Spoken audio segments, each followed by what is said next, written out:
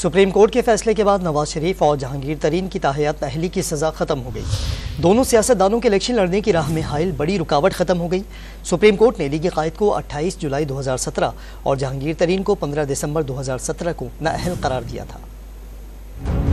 Supreme court کی طرف سے آرٹیکل 62(1)(f) کے تحت تاحیات نااہلی ختم کیے جانے کے بعد سابق وزیر اعظم اور پاکستان مسلم لیگ نون کے قائد نواز شریف کے ساتھ استحکام پاکستان پارٹی IPP کے سربراہ جہانگیر ترین کی تاحیات نااہلی ختم ہو گئی۔ اب یہ دونوں الیکشن لڑ سکتے ہیں۔ آرٹیکل 62(1)(f) کی شق کے تحت 28 جولائی 2017 کو سپریم کورٹ کے 5 رکنی بینچ نے سابق وزیر اعظم نواز شریف کو پیناما پیپرز کیس میں نااہل قرار دیا تھا۔ اسی طرح 15 دسمبر 2017 کو اس وقت پاکستان تحریک انصاف کے رہنما جہانگیر ترین کو بھی سپریم کورٹ کے ایک الگ بینچ نے اسی شق کے تحت نااہل قرار دیا تھا۔ ان فیصلوں کے بعد نواز شریف اور جہانگیر ترین دونوں کو عوامی عہدہ رکھنے کے لیے نااہل قرار دیا گیا تھا۔